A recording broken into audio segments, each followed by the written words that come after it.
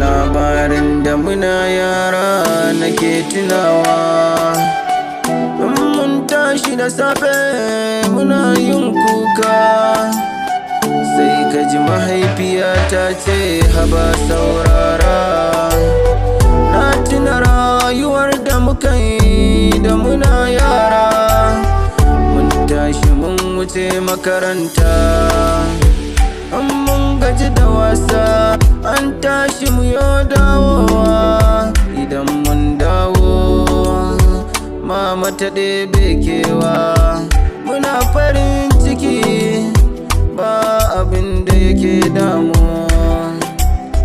Mama mun dawo ko kin gama abinci, ta ce ya ɗana yanzu ya kan huce. Ya mama,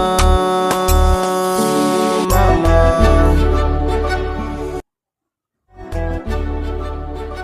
ya mama.